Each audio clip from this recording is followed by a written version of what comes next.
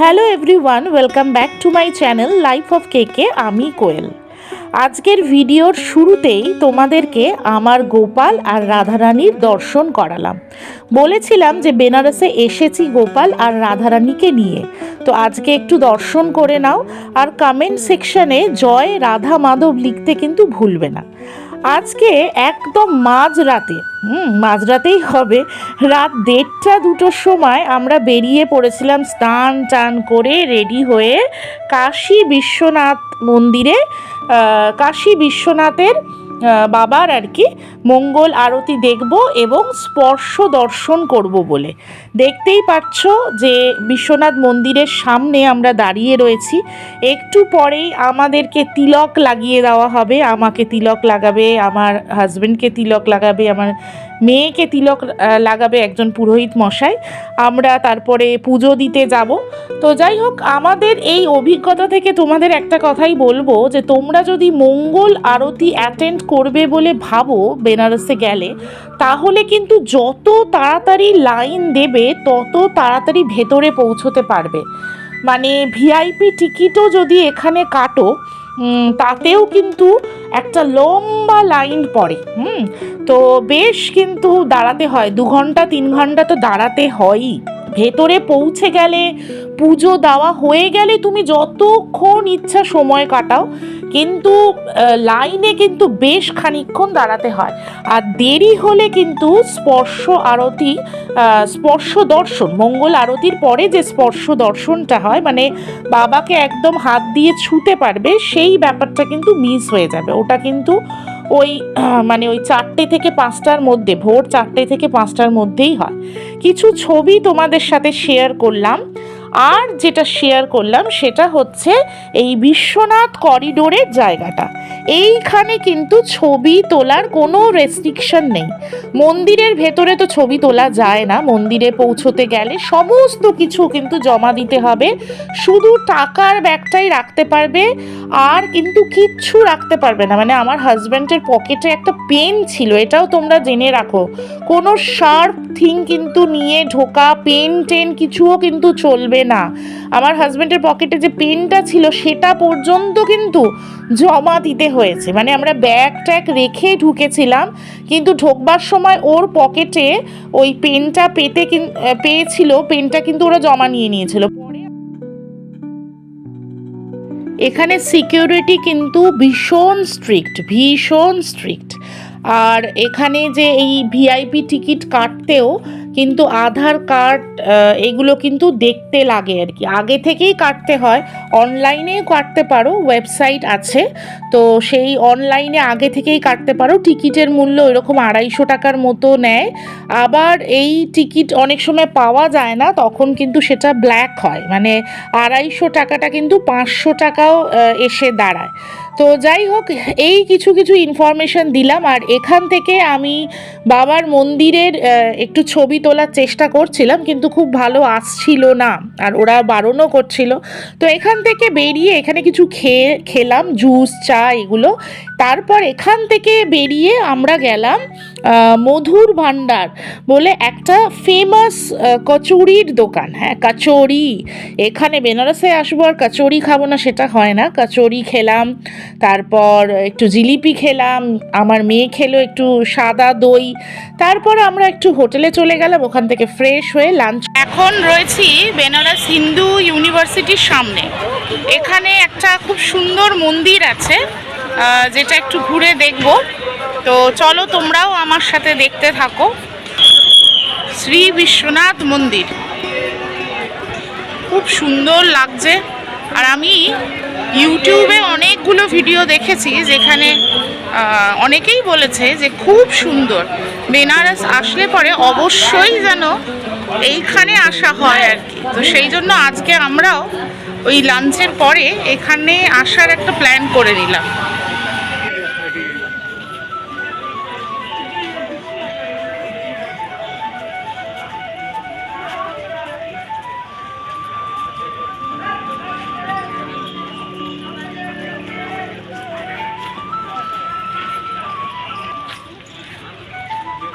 অপূর্ব লাগছে, দারুণ।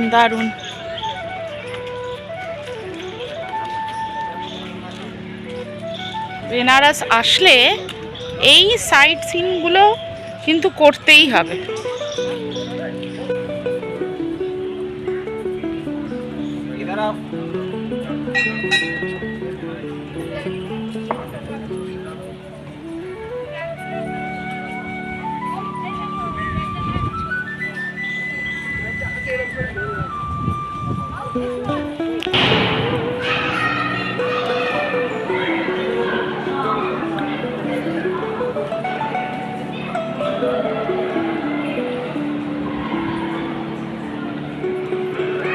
এখানে নিচে মন্দিরে তো ফটো তোলাটা রেস্ট্রিক্টেড ছিল, আমি চেষ্টা করেছিলাম কিন্তু বারণ করছিল বলে তুলতে পারিনি। কিছু স্টিল ফটো নিয়েছি। এবার দোতলায় এসেছি, দোতলায় কিন্তু মন্দির আছে আর মনে হচ্ছে এখানে একটা লাইভ মিউজিক কিছু চলছে। দেখা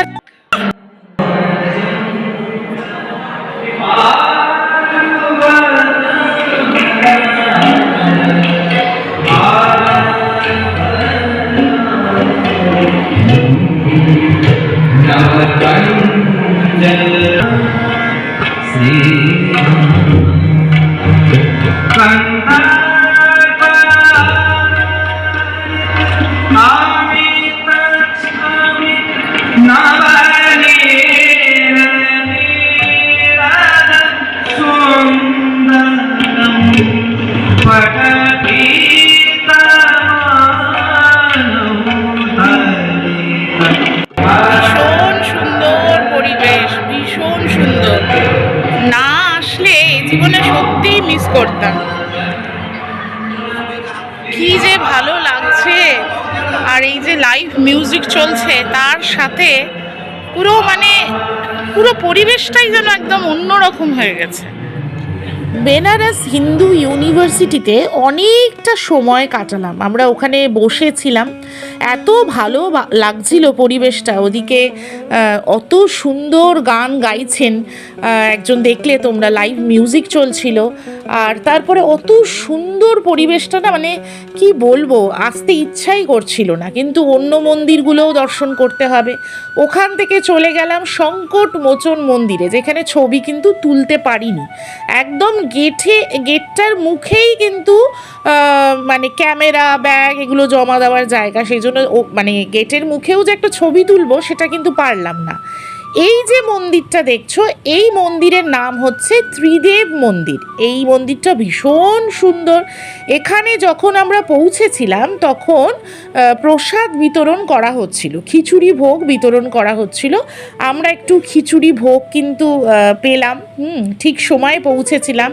এখানে কিন্তু খাটু শ্যাম বাবার বিগ্রহ রয়েছে, তোমরা একটু দর্শন করো। খুব আলো তো, ওই জন্য খুব স্পষ্টভাবে আসেনি, তবুও যতটা পেরেছি ততটা তুলেছি। তো তোমরা একটু দর্শন করে নাও। এরপরে আমরা কিন্তু যাব, এই যে দেখতে পাচ্ছ খাটু শ্যাম বাবার বিগ্রহ, এখান থেকে আমরা চলে যাব দুর্গা মন্দিরে। দুর্গা মন্দিরেও একই ব্যাপার, আমি আগেও বলেছিলাম না যে সব জায়গায় কিন্তু ছবি তোলা যাচ্ছে না।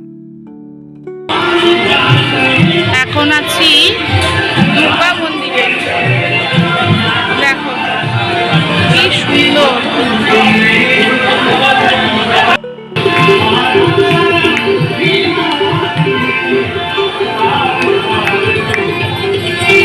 ভেতরে তো ফোন অ্যালাউড নয়, বাইরেটাই একটু ঘুরিয়ে দেখাচ্ছি।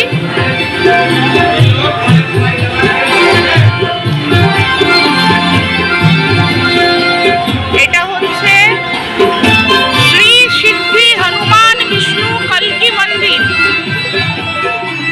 এখন যে জায়গায় দাঁড়িয়ে আমি ভিডিও করছি সেটা হলো তুলসী মানস মন্দির।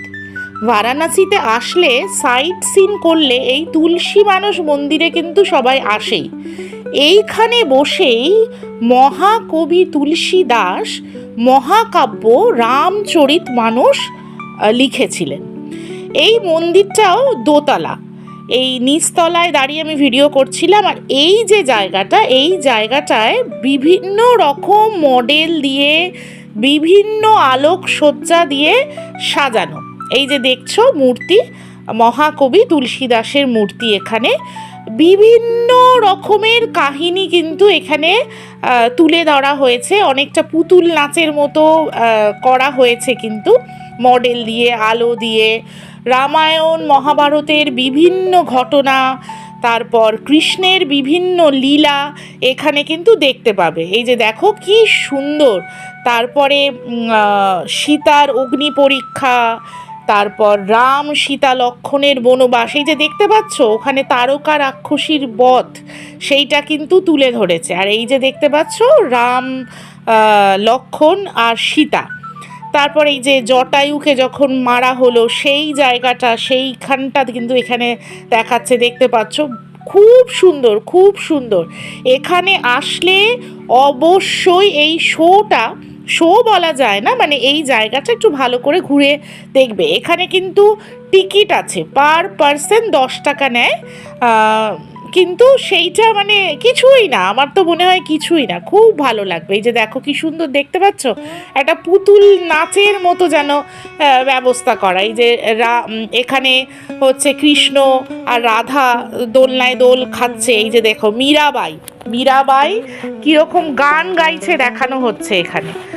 তো এই জায়গাটা ভীষণ ভালো লেগেছে আমার। আমি আর মেয়ে, হাজব্যান্ড ঘুরে ঘুরে বেশ অনেকক্ষণ ধরে কিন্তু এখানে দেখলাম। এই যে দেখো হনুমানজি বুক চিরে দেখাচ্ছেন। তারপরে এই মন্দিরটা থেকে বেরিয়ে আমরা গেলাম মণি মন্দির।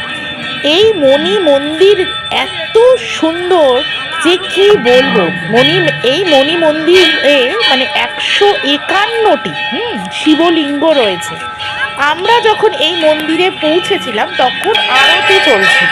মানে সত্যি এমন সময় পৌঁছেছি না, ওইদিকে দেখো ত্রিদেব মন্দিরে পৌঁছেছিলাম যখন, তখন ভোগ দেওয়া হচ্ছিল। আবার এখানে এলাম যখন, তখন আরতি হচ্ছিল।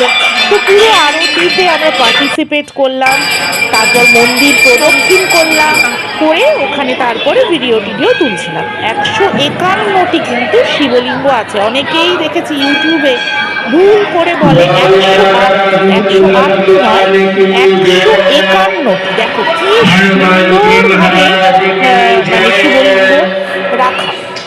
আমার এই বেনারসে এসে একটা জিনিস খুব ভালো লেগেছে, সেটা হচ্ছে মন্দির প্রাঙ্গণ কিন্তু ভীষণ পরিষ্কার পরিচ্ছন্ন। কোথাও একটা পচা ফুলও পর্যন্ত পড়ে থাকতে দেখা যায় না। সেটা বিশ্বনাথ মন্দির বলো, বা মণি মন্দির বলো, দুর্গা মন্দির বলো, মন্দির প্রাঙ্গণ কিন্তু ভীষণ পরিষ্কার পরিচ্ছন্ন, খুব সুন্দরভাবে কিন্তু মেনটেন করা। হ্যাঁ, বেনারসের বিভিন্ন জায়গায় অলি গলি এখনো অত ডেভেলপ করেনি, একটু নোংরা রয়েছে, মানে একটু পুরোনো দিনের যে গাড়ি টাড়িগুলো রয়েছে সেগুলো তো রয়েছে। তারপর ক্রাউডেড প্লেসগুলো অত ভালো মেনটেনেন্স নেই, কিন্তু মন্দির কিন্তু মানতেই হবে। মানে নিষ্ঠা ভরে যারা করে, তারা নিষ্ঠা ভরে কিন্তু এখানে কাজ করে, মানে যারা সেবায়ত আর কি। এই যে দেখতে পাচ্ছ এরা হচ্ছে মানে যারা দীক্ষা নিয়েছে এখানে, বাচ্চা সব ছেলেরা কি সুন্দর বসে গান গাইছে। তো এইখান থেকে আমরা চলে গেছিলাম আবার মৃত্যুঞ্জয় মন্দিরে। ওইখানে গিয়ে আবার আমরা ওই কূপ থেকে জল নিয়েছিলাম। ব্যাস এইটুকুই ছিল আমাদের আজকের মানে ট্যুরটা। তারপরে আমাদের মানে যাওয়ার পালা আর কি, বেনারস থেকে কলকাতা ফেরার পালা। এইটুকুই ছিল আমাদের বেনারস ট্যুর। কেমন লাগলো সেটা কিন্তু কমেন্ট সেকশনে কমেন্ট করে অবশ্যই জানাবে। এরপরে আসবো অন্য কোনো ভিডিও নিয়ে।